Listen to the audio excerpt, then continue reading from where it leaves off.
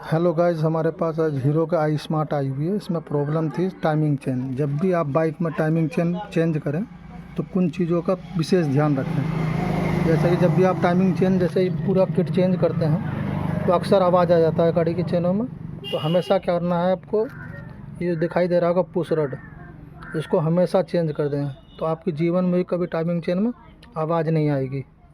देख सकते हैं, अक्सर आप पुश रड चेंज ही कर दें जब भी टाइमिंग चेन बदलें। अगर वीडियो अच्छा लगे तो लाइक करेंगे। अगर फेसबुक पर देख रहे हैं तो हमारे फेसबुक पेज को फॉलो करेंगे।